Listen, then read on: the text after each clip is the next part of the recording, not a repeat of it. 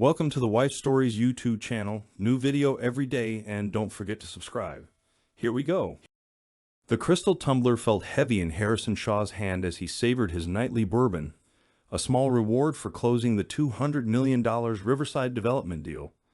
The amber liquid caught the dim hallway light as he passed his daughter's bedroom, preparing to share the good news with 17-year-old Lily. But her voice, pitched low and conspiratorial, stopped him cold. "Dad's so stupid, Emma." Lily's words sliced through the mahogany door. "He actually thinks Mom's upset about him traveling so much. Like, hello, Ryan practically lives here during Dad's business trips." Harrison's fingers tightened around the glass. The ice cubes clinked softly, a discordant note in the sudden silence of his world. "I mean, they're not even subtle anymore." Lily giggled, twisting something deep in Harrison's chest. "Mom says once Dad's inheritance clears, we're all moving to Chicago. New life, new start." The bourbon turned bitter on his tongue. Rebecca, his wife of 12 years, the woman he trusted to help raise Lily after Sarah's death, the same woman who'd encouraged him to take more business trips this past year, who insisted he focus on expanding Shaw Development's reach. "Ryan says the timing has to be perfect." Lily continued, her voice dropping lower, taking on an edge of importance that made Harrison lean closer. "Once they have control of Shaw Development, the board won't have a choice about approving the marina project. Not that it matters. The environmental impact study was totally faked anyway." The glass nearly slipped from Harrison's grip. Ryan, not just any Ryan. Ryan Blackwood, the EPA oversight director who had fast-tracked approvals for the marina project. The same man who'd been surprisingly amenable to every modification, every deadline adjustment. Harrison pulled back from the door, his mind racing through every interaction, every meeting. Those convenient inspection schedules, the way Rebecca always seemed to know the status of his projects, the careful questions about his father's health. He moved silently down the hallway, each step measured and controlled. In his study, he placed the untouched bourbon on his desk and pulled out his phone. Not to confront, at least not yet. First, he needed to understand the depth of the betrayal. 3 calls later, his private investigator, Jack Monroe, was heading to the office. "I need everything," Harrison said quietly. "Every meeting, every phone call, every document that's crossed my father's desk in the last year. Your wife's activities too." Jack's voice was professional, careful. "Especially those," Harrison replied, his gaze falling on the family photo on his desk. Rebecca, Lily, himself, all smiling, all lies. "And Jack, I need the real environmental impact data for the marina project. The actual studies, not the ones that crossed my desk." "This is going to get expensive," Jack warned. "Money's not an issue," Harrison said, opening his laptop and accessing the offshore accounts he had maintained since Sarah's death. "What matters is discretion. No one can know we're looking, especially not my daughter." After ending the call, Harrison poured himself a fresh bourbon. This one he drained. The familiar burn couldn't match the cold fury building in his chest. Rebecca hadn't just betrayed their marriage. She had corrupted his daughter, threatened his company, and compromised everything he built. But she'd made one critical mistake. She thought she was dealing with a broken man, someone too caught up in business to notice the decay in his own home. She didn't know about Geneva, about the contingencies he put in place after Sarah died. She didn't know that Harrison Shaw had learned long ago never to keep all his power in one place. The next morning, Harrison maintained his routine with practiced precision. Breakfast with the family, coffee while Rebecca detailed her plans for redecorating the sunroom, a kiss goodbye as he headed to work. Instead, he met Jack in a private room at the Carlton Hotel. "It's worse than you thought," Jack said, spreading photos across the table. "Every business trip you've taken in the past 18 months coincided with EPA inspections at your project sites." Harrison studied the surveillance photos, Rebecca and Ryan entering hotels, restaurants, even his own house. But it was the timestamps that told the real story. These meetings, Harrison tapped one photo, they're all scheduled around board votes or regulatory deadlines. "They're organized," Jack confirmed. "Your wife didn't stumble into this affair. She chose Ryan Blackwood specifically. Look at these. He laid out more photos. Rebecca at lunch with other EPA officials, Ryan meeting with competitors who'd mysteriously withdrawn their bids on key properties. The marina project isn't their first target, Jack continued. They've done this before. Different cities, different companies. Ryan moves in, finds a vulnerable executive, and Rebecca provides the vulnerability. Harrison's voice remained steady, but his eyes had turned to steel. What about my father? Jack hesitated. That's where it gets interesting. I spoke with his nurse, Maria Torres. Your wife visits every Tuesday afternoon. I know, Harrison said. She brings him magazines, keeps him company. She brings him papers. Jack corrected, legal documents disguised as medical forms. Your father's signature is on transfer authorizations, board resolutions. Harrison's fist came down on the table, the first crack in his composure. He's dying of cancer, and they're using that toe. He stopped, drawing in a deep breath. What's their end game? Control. Jack pulled out more documents. Once your inheritance clears, you'll own controlling interest in Shaw Development. But these transfers your father's been signing, they're setting up a complex web of shell corporations. On paper, you'll have the power. In reality, Rebecca and Ryan will control everything. Harrison stood, moving to the window. Below, Chicago's business district hummed with activity, oblivious to the betrayal being orchestrated in its midst. And my daughter? He asked, his voice low. She's been their eyes and ears.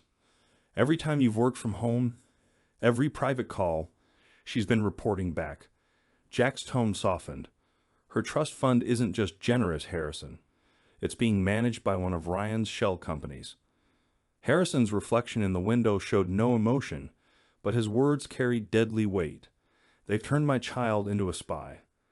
There's one more thing, Jack said, pulling out a final folder. Your first wife's accident. I found some irregularities in the original investigation. Harrison turned slowly. Sarah's death wasn't random. I need more time to confirm, but Jack's phone buzzed. He checked it, frowning. Your wife just accessed your father's medical records. She's moving faster than we expected. No, Harrison said quietly. She's moving exactly as I need her to. He pulled out his phone, dialing a number from memory. Thomas, it's Harrison Shaw. I need to see my father's lawyer tonight. The law offices of Brandenburg and Associates cast long shadows in the Chicago twilight. Harrison sat across from Gerald Brandenburg, his father's lawyer of 30 years, watching as the older man reviewed the documents Jack had provided. Gerald removed his glasses, rubbing his eyes. Harrison, this is systematic corporate theft. These medical forms your father signed, they're transferring control of key subsidiaries to offshore entities. Can it be reversed? Some of it. But Harrison, there's more. Gerald pulled out another file. Your daughter's trust fund. The one Rebecca insisted on setting up last year. It's structured as a corporate holding company. Once these transfers are complete, Lily will technically control 30% of Shaw Development's voting rights, which Rebecca will control until Lily turns 25. Harrison's voice was ice. They're using my daughter as a corporate puppet. Exactly. And with Ryan Blackwood's position at the EPA, they can force through the marina project approval, tank the company's value, and walk away with millions while destroying everything your father built. Harrison stood, moving to the window. The city lights blurred into a constellation of betrayal. What they don't know, he said finally, is that I've been expecting something like this. Not this exactly, but something. Gerald raised an eyebrow. The Geneva account. After Sarah died, I learned the hard way that trust is a luxury I can't afford. Harrison turned back to the desk. Show me everything they've signed, everything they've moved.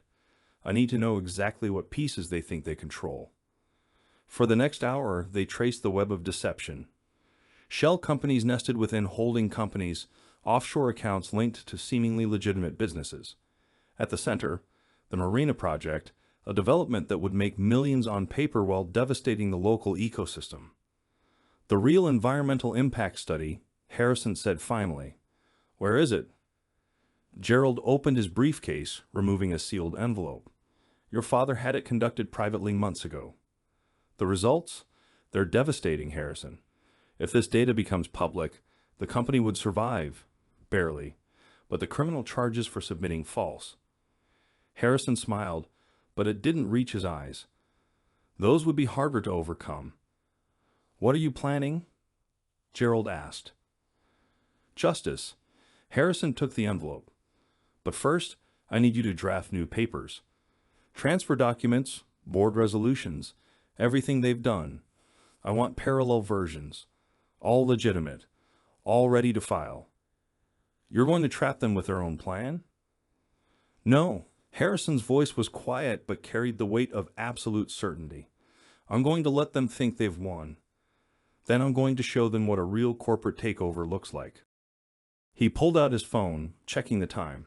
Rebecca will be home soon, expecting to find me drunk and angry about the deal closing. Instead, she'll find dinner reservations and champagne.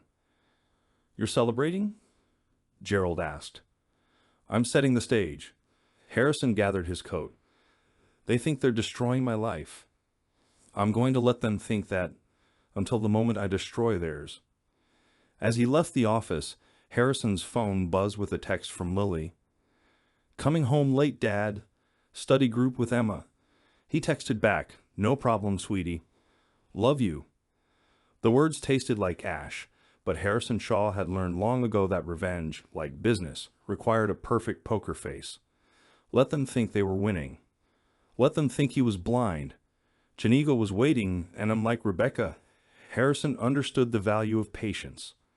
Rebecca Shaw's morning began like any other day of entitled luxury.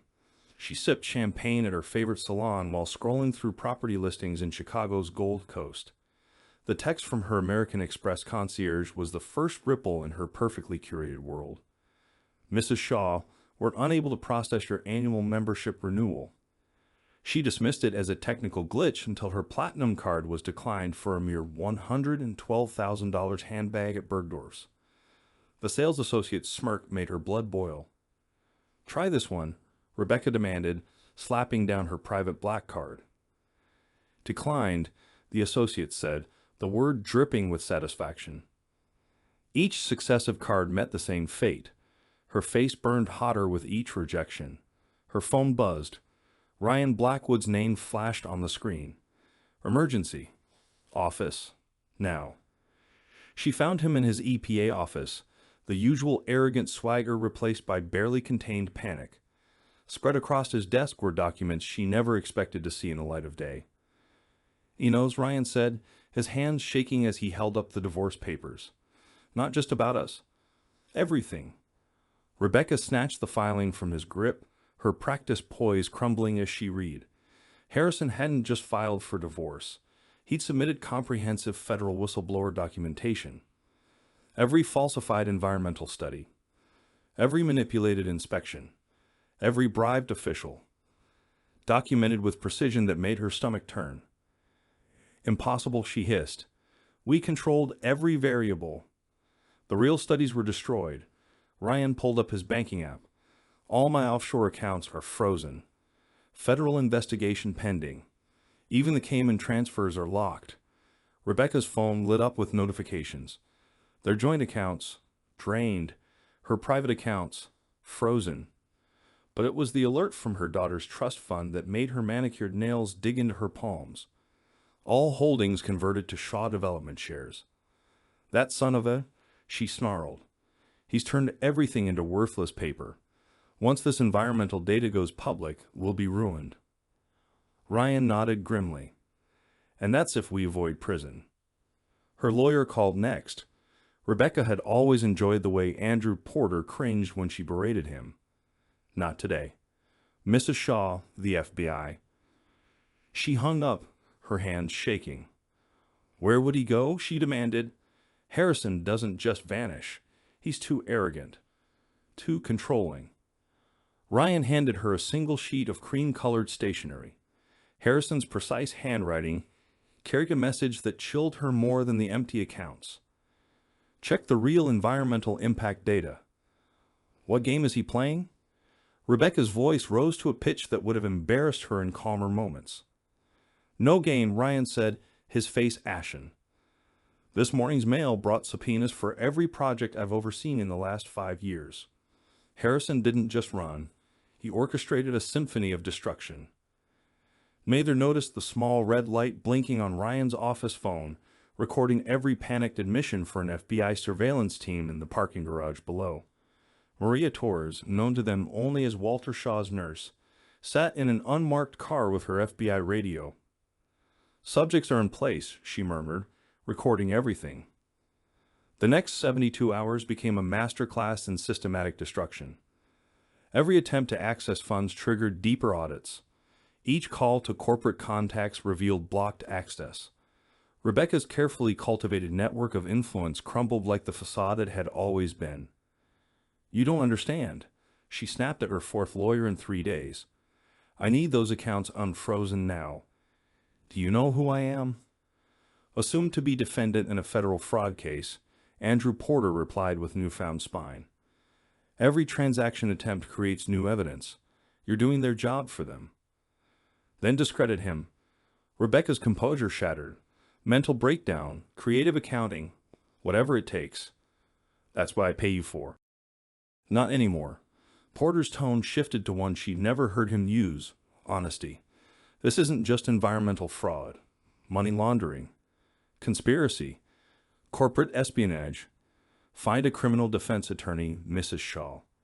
You'll need one." The line went dead. Rebecca hurled her phone across her marble-floored living room, shattering a crystal vase from her wedding.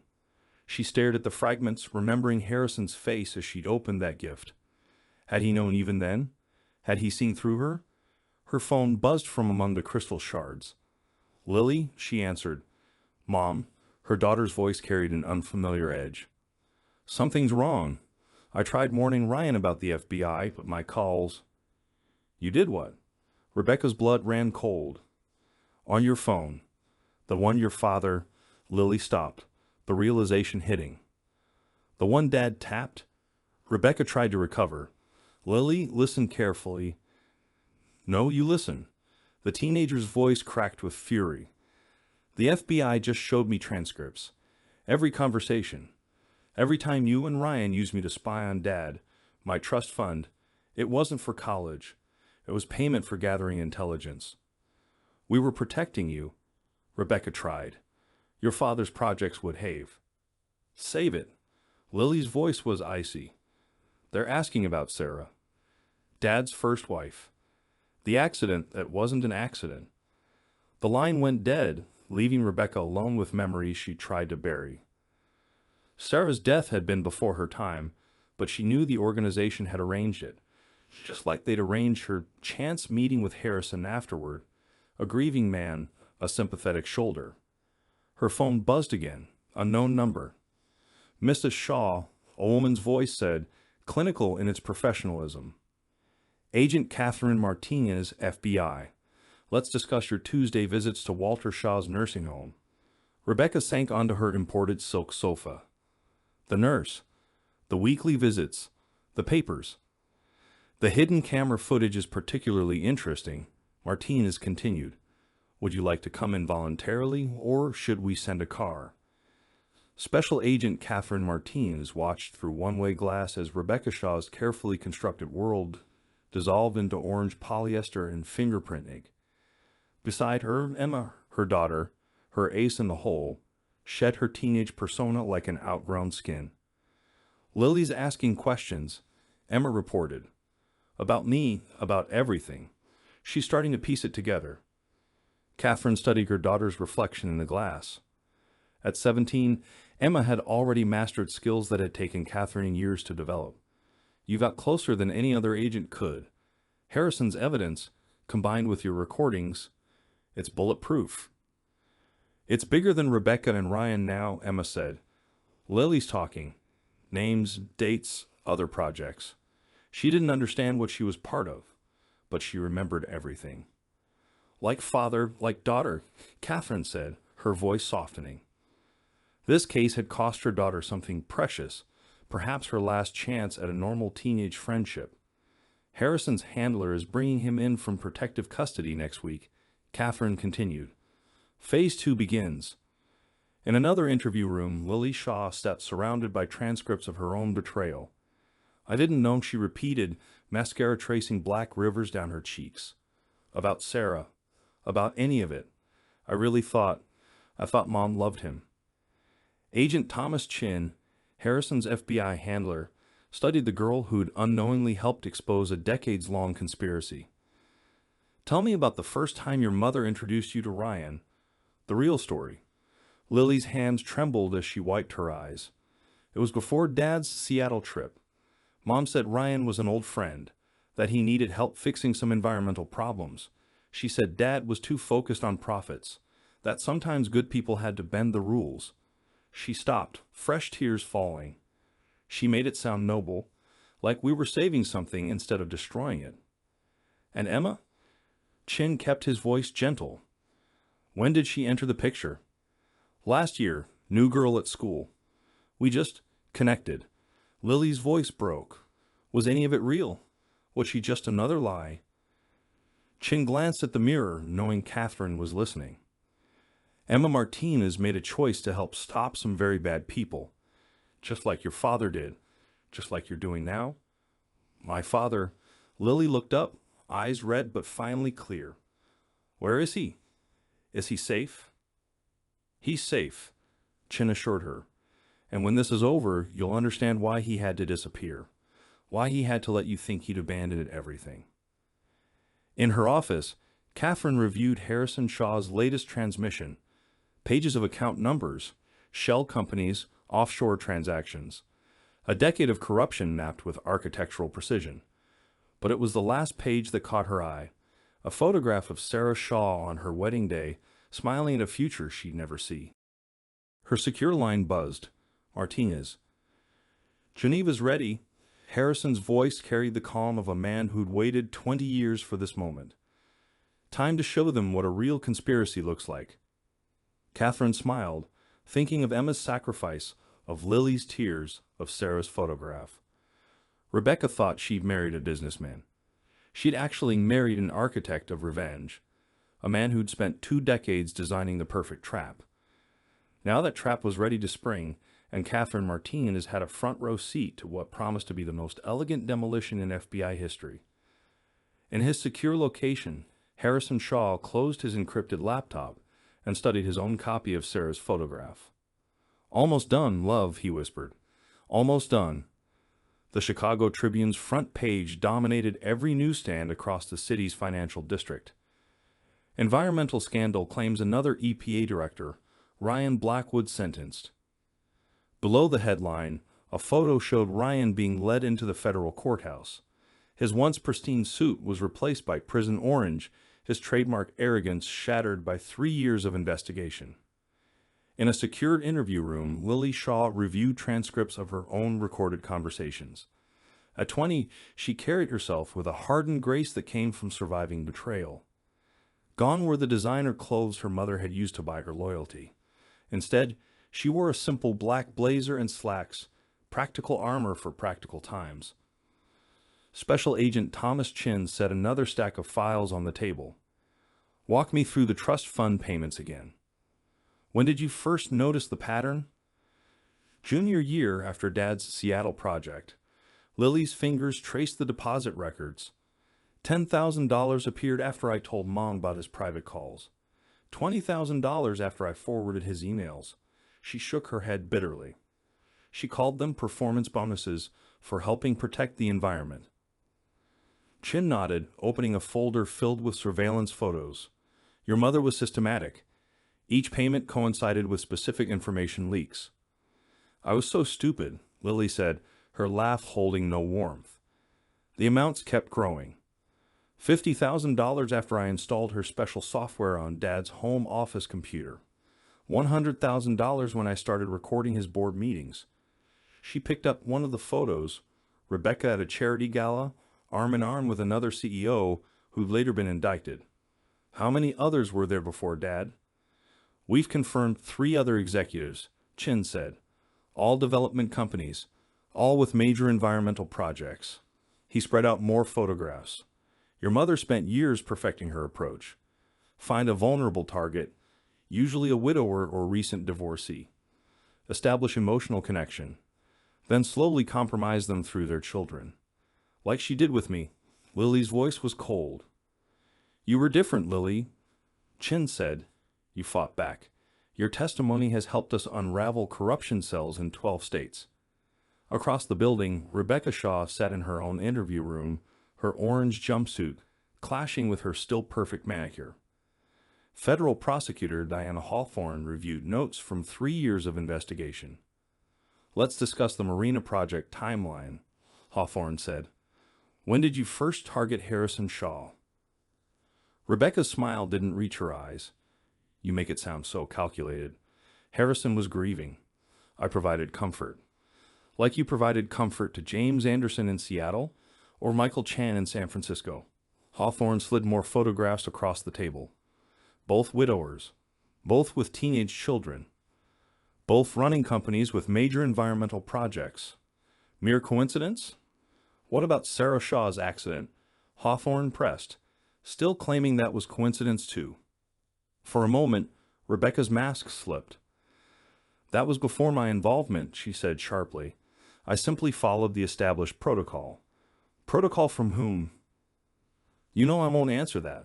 Rebecca's composure returned, but her voice carried an edge of defiance. But I will say this. Harrison was supposed to break. They all break eventually. Instead, she gestured to her prison uniform. Well, you can see how that turned out. A commotion erupted in the hallway. Ryan Blackwood, being escorted to his sentencing hearing, caught sight of Rebecca through the door's window. His face contorted with rage. You promised me protection, he shouted, struggling against his guards. You said the offshore accounts were untraceable. Mr. Blackwood, his lawyer attempted to intervene. She planned everything. Ryan bellowed, his voice cracking with desperation. The fake studies, the bribes, Sarah Shaw's death. It was all Rebecca. She's been running this operation for years. As the guards dragged him away, Rebecca's carefully constructed defense crumbled under the weight of Ryan's desperate accusations.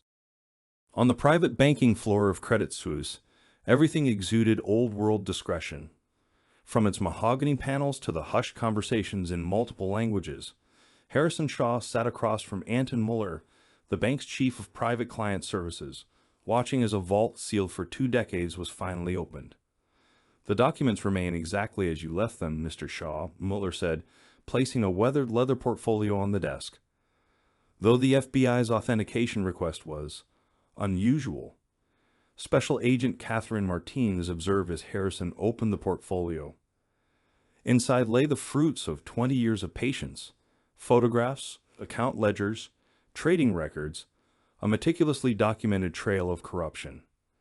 But the true prize was a single USB drive containing every original environmental impact study his father had commissioned. Walter Shaw was thorough, Martinez noted, examining a particularly detailed series of photographs showing Rebecca meeting with known environmental crime figures. He tracked them for years, Harrison said. His voice carried no emotion as he sorted through 2 decades of evidence. He knew they'd try again after Sarah. He just needed someone they'd underestimate. So he let them send Rebecca, knowing I'd already established the Geneva account, knowing I recognized their pattern when it emerged. He allowed himself a small, grinned smile. They thought they were corrupting another grieving executive. They didn't realize they were walking into a 20-year trap. The evidence from Geneva went far beyond Rebecca and Ryan. It exposed a network of corrupt officials spanning multiple agencies, compromised environmental projects across 3 continents, and a web of shell companies that made the Marina Project look like a high school science experiment. This is just the beginning, Martinez said, reviewing account numbers that led to more prominent names. With these records, we can track the money all the way to the top. That was always the plan, Harrison said, closing the portfolio. My father knew direct confrontation would fail. They killed Sarah for far less evidence than this. He needed someone on the inside, someone they thought they could control. And they chose you, Martinez said. They chose poorly. The federal courthouse buzzed with tension as Rebecca Shaw's sentencing approached. 3 years of investigations had exposed corruption at every level of environmental oversight, but today justice would finally catch up with its architect. Judge Alina Martinez studied the pre-sentencing report, her expression growing darker with each page. Before pronouncing sentence, the judge said, her voice firm, several matters must be addressed. She fixed Rebecca with a steely gaze. The death of Sarah Shaw was not an accident. Evidence gathered by Walter Shaw and later compiled by Harrison Shaw proves conclusively that it was orchestrated by the defendant's organization. Mrs. Shaw was targeted after discovering fraudulent environmental impact studies, the same pattern of corruption this court has spent 3 years unraveling. Rebecca's face remained impassive, but her knuckles whitened as she gripped the defense table. Furthermore, the judge continued, the defendant's subsequent marriage to Harrison Shaw was not coincidence, but calculation. The court has reviewed evidence showing a systematic pattern of targeting bereaved executives through their children, using family connections to facilitate environmental crimes. In the gallery, Lily watched her mother's mask finally crack. Every bedtime story, every shopping trip, every moment of supposed maternal love, all exposed as tactical moves in a decades-long con. The cooperation of Emma Martinez provided crucial documentation of the defendant's methods. Judge Martinez noted, the recorded conversations between Ms. Shaw and Ms. Martinez revealed not just individual crimes, but an entire methodology of corruption. Lily glanced at Emma, seated with Catherine across the courtroom. Their friendship had survived the truth, perhaps because Emma's initial deception had led to something genuine. This court views the defendant's actions as representing the worst form of environmental crime, the judge declared. Using family bonds to facilitate corporate fraud, manipulating a child into betraying her own father, participating in a conspiracy that resulted in Sarah Shaw's death. The damage to both the environment and human lives is incalculable. The sentence fell like a hammer, 30 years without parole, complete asset forfeiture, and restitution exceeding $50 million. As Rebecca was led away, Harrison entered silently through a side door. He hadn't attended the trial, hadn't given her the satisfaction of seeing him testify. But this moment, this final confirmation that justice transcended generations, he needed to witness. Their eyes met briefly. Rebecca saw not the vulnerable widower she had targeted, but an architect of vengeance who had spent 20 years ensuring her destruction. Harrison saw not his wife of 12 years, but a trap that had finally snapped shut on its maker. Later, in his restored office at Shaw Developments, Harrison arranged 3 photographs on his wall. Sarah, smiling on their wedding day, his father, whose patient accumulation of evidence had made justice possible. And a new addition, Lily and Emma at their college graduation, proof that truth could forge stronger bonds than deception. Between them, he placed the original environmental impact study from Geneva, a reminder that some legacies are measured not in profit margins, but in debts finally paid. A knock at his door preceded Lily's entrance. Dad, the FBI's task force wants to brief us. They've identified 3 more firms with suspicious environmental studies. Harrison turned to his daughter, seeing in her face the strength that had emerged from betrayal. You're still working with him? Emma and I both are, Lily replied. Someone has to protect the next family they target. Lily moved to stand beside him, studying the photographs. I understand now why Grandpa kept gathering evidence, even when he couldn't use it. Why you waited so long to spring the trap. Justice requires patience, Harrison said, and strength to see it through. Like you had, like we all did. Outside his office window, Chicago's skyline reached toward the future. Somewhere in those towers, other corrupt networks were already moving to fill the void left by Rebecca's organization. But they'd find a different landscape now, one where truth had proven stronger than greed, and justice no longer required a grieving man's lifelong vengeance to prevail. The real environmental impact study remained in Geneva, proof that some victories aren't measured in stock prices or profit margins, but in the simple triumph of right over wrong, of patience over corruption, of truth over the most elaborate lies. In his desk drawer, Harrison kept one final piece of evidence, a photograph he'd never shown the FBI. It showed Rebecca meeting with a figure whose identity would shake the very foundations of environmental oversight. But that, he knew, was a battle for another day. Some traps required decades to set, and Harrison Shaw had learned the value of patience. Epilogue: 10 years later. The Federal Correctional Institution in Wauseka, Minnesota, was a far cry from Rebecca Shaw's former Gold Coast penthouse. The woman who once orchestrated environmental crimes worth billions now spent her days in an 8x10 cell. Her designer wardrobe had been replaced by prison-issue khaki, her perfectly manicured hands roughened by mandatory labor. 13 years into her 30-year sentence, with all appeals exhausted, Rebecca's arrogance had finally crumbled. The isolation wing where she resided, a consequence of multiple attempts to manipulate other inmates, offered ample time to reflect on her downfall. Her last visitor had been 3 years ago, a federal prosecutor seeking information about other members of her organization. Rebecca's attempt to negotiate had backfired spectacularly when they revealed they already had everything they needed from Ryan Blackwood. Ryan, her former partner in crime, had broken completely, serving his 25-year sentence in a medium-security facility in Colorado. He turned state's evidence against everyone he'd ever worked with. His cooperation had helped unravel corruption cases in 14 states, though it hadn't reduced his own sentence. The last Rebecca had heard, Ryan spent his days in protective custody, jumping at shadows, convinced that former associates would eventually reach him. His fears weren't entirely unfounded. 3 other members of their former network had met suspicious ends in various prisons across the country. Meanwhile, Shaw Developments had not only survived but thrived.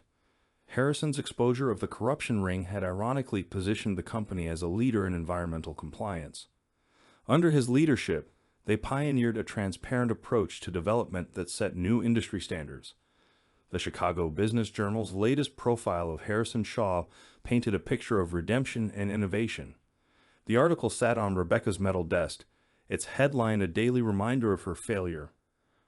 Shaw Developments leads Green Revolution. CEO Harrison Shaw receives Presidential Environmental Award. The photo showed Harrison at the White House ceremony, distinguished in his 50s, still handsome but harder somehow.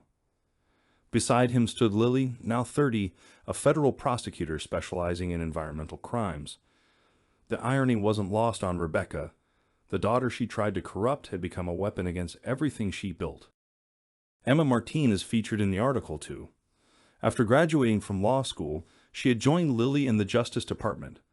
The friendship Rebecca had tried to exploit had evolved into a formidable legal partnership.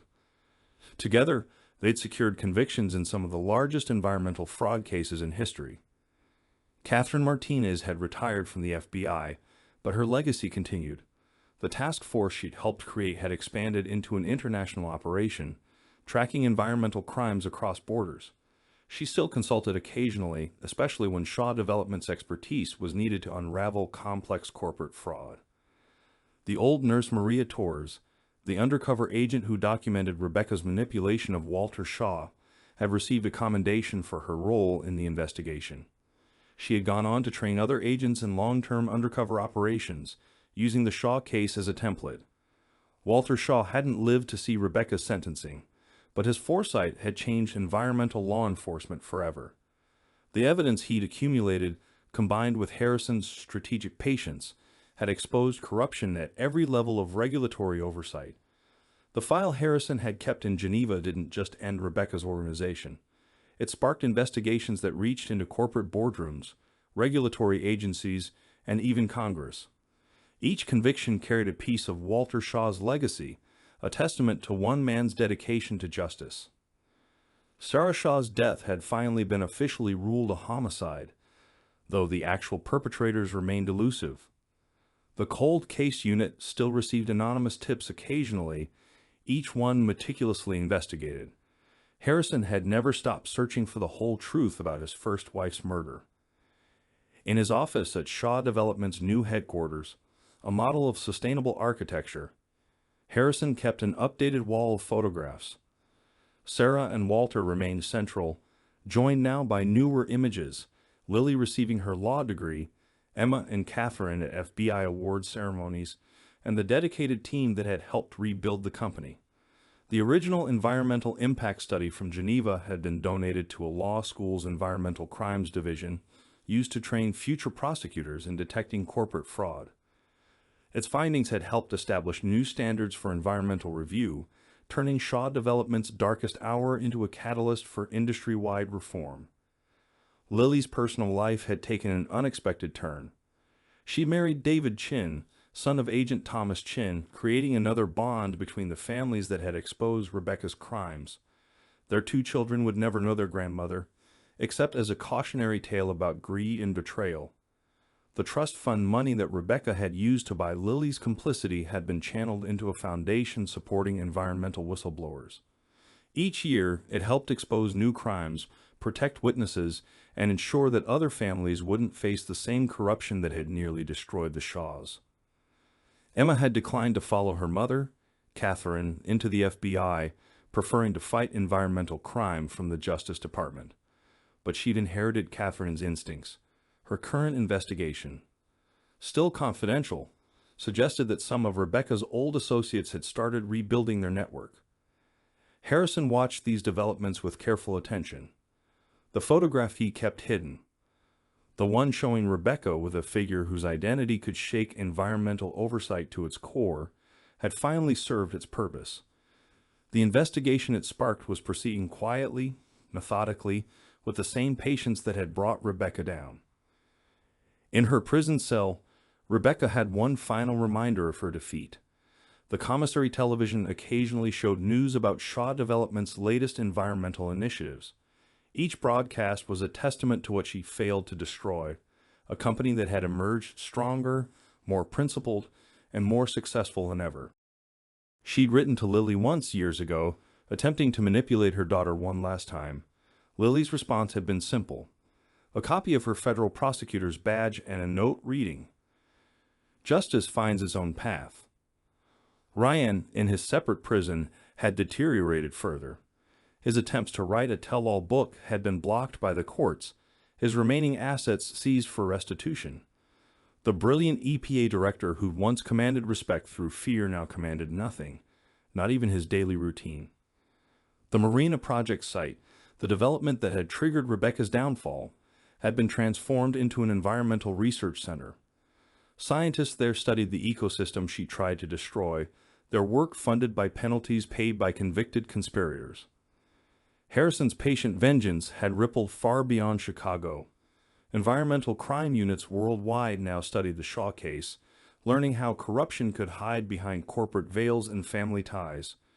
Rebecca's methodology had become a textbook example of how not to succeed in corporate crime. The scale of justice that Walter Shaw had first set in motion had finally balanced. His son had transformed a personal vendetta into systemic change. His granddaughter prosecuted crimes he first documented. And somewhere in Geneva, in a quiet bank vault, other evidence waited, proof that some legacies of justice spanned generations. Rebecca had one final decade to serve, assuming good behavior, which she never managed to maintain. Ryan had 15 years left, his cooperation buying him little mercy from judges who'd seen the full scope of his crimes. Their invisible masters had largely escaped justice, but their power had been broken. And in his office, overlooking a cleaner, more vigilant Chicago, Harrison Shaw kept planning, kept watching,